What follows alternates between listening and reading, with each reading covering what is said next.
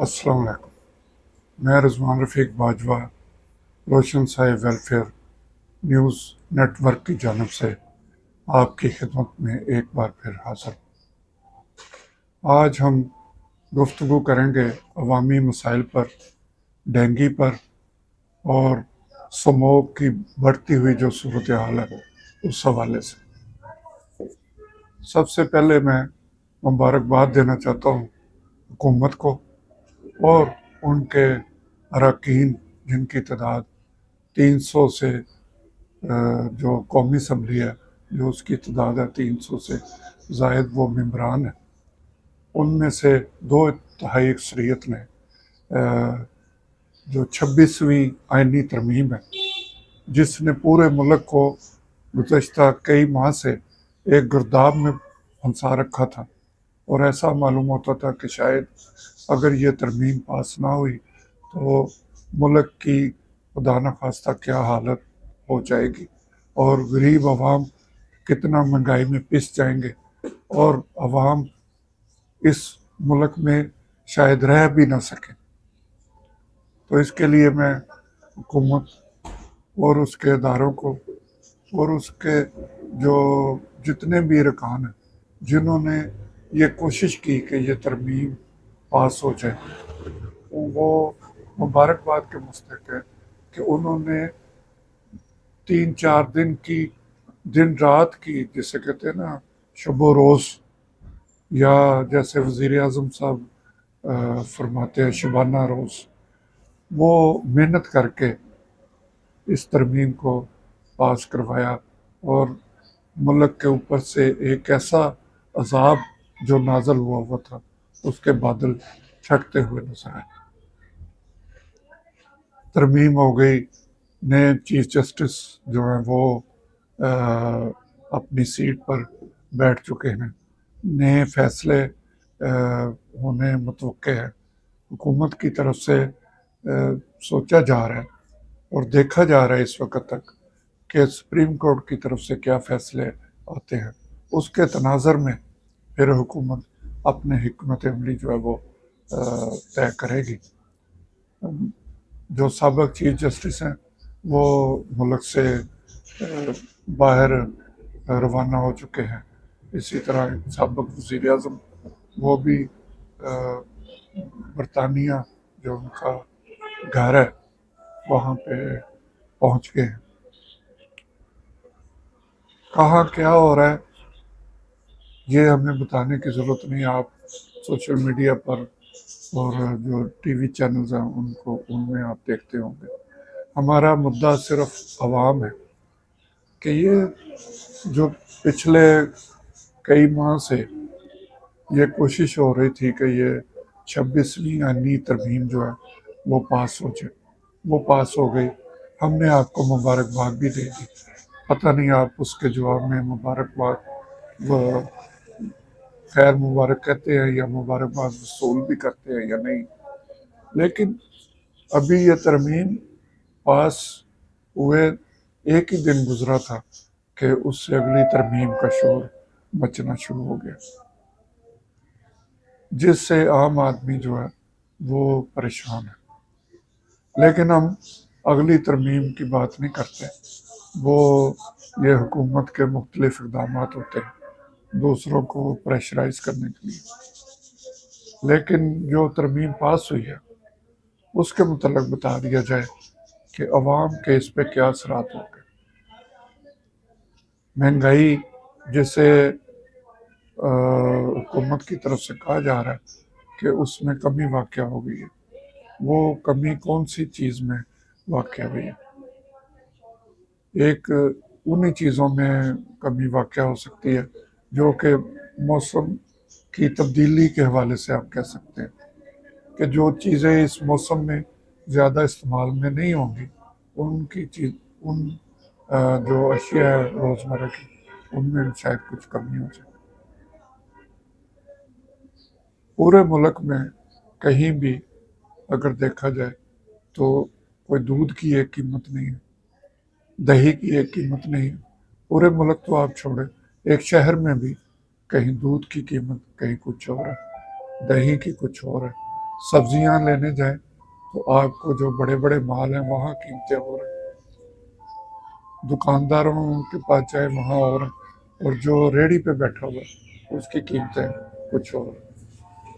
اگر آپ ہفتہ اتوار بدھ بازار یا اتوار بازار جہاں کہیں لگتے، اگر آپ وہاں جائیں تو آپ کو وہاں بھی لگژری قسم کی گاڑیاں نظر آئیں گی۔ اگر بازاروں میں ریٹ کنٹرول ریٹ پہ جو گورنمنٹ کی طرف سے مقرر کیے گئے ان قیمتوں پہ آپ کو اشیاء مل رہی ہیں تو پھر ان بازاروں میں اتنا رش کیوں ہے؟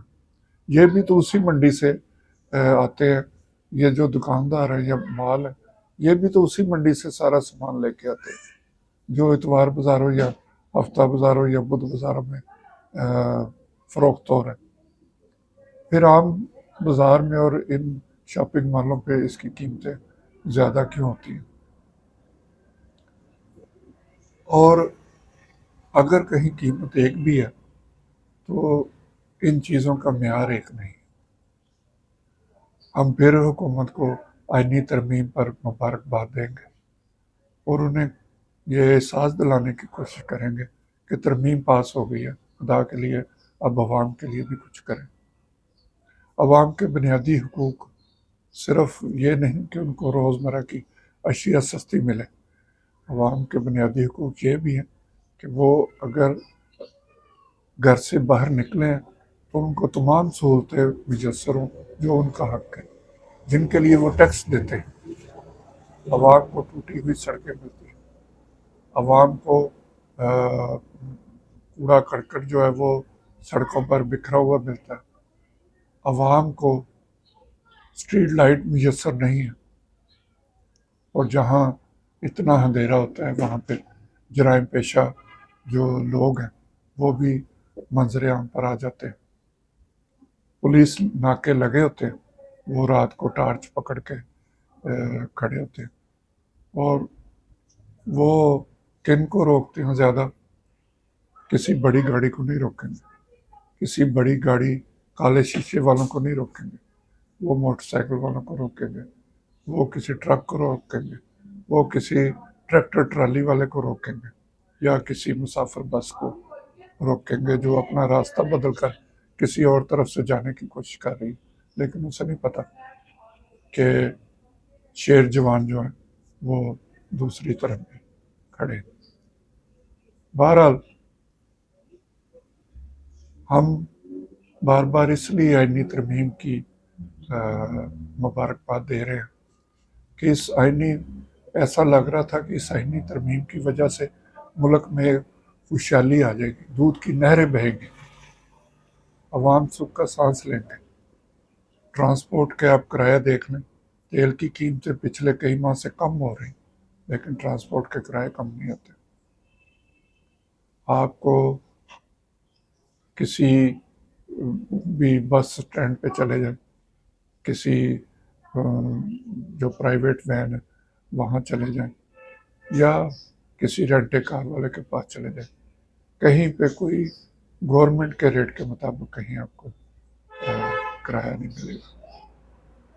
آپ سڑک پہ جائیں، آپ کو دھواں چھوڑتی ہوئی گاڑیاں بھی نظر آئیں گی، آپ کو پریشر ہارن بھی نظر آئیں گے۔ یہ سب کچھ بھی عوام کے بنیادی حقوق ہے۔ اب ترمیم تو آپ نے پاس کروا لی، خدا را اب عوام میں آئیں، عوام میں آ کے ان کے مسائل حل کریں، ان کو منڈیوں کے ریٹ کے مطابق ان کو اشیاء فراہم کرنے کی کوشش کریں۔ آپ کے مجسٹریٹ، آپ کی پولیس، آپ کی انتظامیہ کہاں پہ ہیں؟ وہ صرف مخالفین کو کچلنے کے لیے رہ گئے ہیں۔ اس لیے ان اداروں کی عزت بھی کم ہوتی جا رہی ہے۔ ہمارے جو صاحب اقتدار ہیں وہ جب کرسی پہ ہوتے ہیں بھول جاتے ہیں کہ انہوں نے ایک دن زمین پہ بھی آنا ہے، اور جب زمین پہ آتے ہیں تو ہم دیکھتے ہیں ان کے ساتھ عوام کیا حال کرتا ہے۔ جس کو جس طرح کا غصہ کہا جاتا ہے کہ یہ بدتمیزی ہے، یہ ملک کی بدنامی ہے، لیکن جو عوام کے حقوق اپنی سیٹ پہ بیٹھ کے جب پورے نہیں کیے جاتے تو پھر عوام اپنا غصہ مختلف طریقوں سے نکالتی ہے۔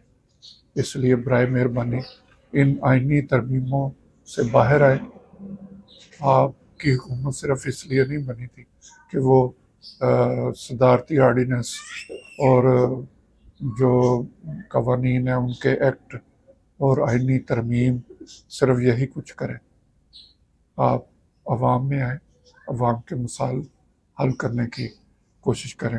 انہیں اسٹریٹ لائٹ جو ہے وہ جلتی ہوئی چاہیے، انہیں جو سڑکیں ٹوٹی ہوئی ہیں وہ صاف ستھری چاہیے، انہیں گلیوں محلوں میں پڑا ہوا کوڑا کرکٹ وہ اپنا محلہ انہیں اسی طرح چاہیے جیسے بڑی بڑی شہریں ہیں، جیسے آپ کے گھر کے باہر کوئی چڑی بھی پر نہیں مار سکتی، وہاں گند کیا پڑنا ہے۔ اس طرح کا ماحول چاہیے۔ جو کچھ آپ اپنے لیے سوچتے ہیں وہی آپ عوام کے لیے سوچیں۔ عوام کے اگر آپ سمجھتے ہیں کہ حکومت عوام کی سرپرست ہے تو پھر ایسا سرپرست نہ بنے جس کے خلاف عوام بغاوت کرے۔ جس گھر کے سربراہ کے خلاف بغاوت ہو جائے وہ گھر قائم نہیں رہتا۔ اسی طرح عوام کو مجبور نہ کریں کہ وہ اپنے سربراہ کے خلاف بغاوت کریں، ان پہ انگلی اٹھائیں، ان کے سر پہ ہاتھ رکھیں اور ان آئینی ترمیموں کا جو جھنجھٹ ہے اس سے باہر نکلیں، عوام کے مسائل حل کریں۔ عوام آپ کی طرف دیکھ رہی ہے اور عوام ہر آنے والے حکمران کی طرف دیکھتی ہے، لیکن ہر حکمران اپنا گھر پورا کر کے اپنے پیٹ پہ ہاتھ پھیر کے خدا حافظ کہہ کے چلا جاتا ہے۔ عوام کے مسائل وہیں کے وہیں ہیں۔ یہاں تو کئی ایسے سڑکوں کے کھڈے جن کو 50 سال ہو گئے وہ پر نہیں ہو سکے۔ سڑک چھوٹی ہو یا بڑی یہ مسئلہ نہیں ہے۔ جہاں عوام ٹیکس دیتے اور یہ آپ نہیں کہہ سکتے کہ عوام ٹیکس نہیں دے رہے، عوام ٹیکس دے رہے لیکن آپ ان کو ان کے حقوق نہیں دے رہے۔ آپ عوام کے حقوق کے لیے کوئی بل لائیں تو آپ دیکھیں گے متفقہ طور پر منظور ہوگا۔ آپ ملاوٹ کرنے والوں کو، مہنگی اشیاء بیچنے والوں، عوام کے حقوق غصب کرنے والوں کے خلاف بل لائیں تو وہ آپ کو کسی محنت کے بغیر منظور ہوتا نظر آئے گا۔ اس کے ساتھ ہی میں آپ سے اجازت چاہوں گا۔ اللہ ہم سب کا حامی ناصر ہو۔ خدا حافظ۔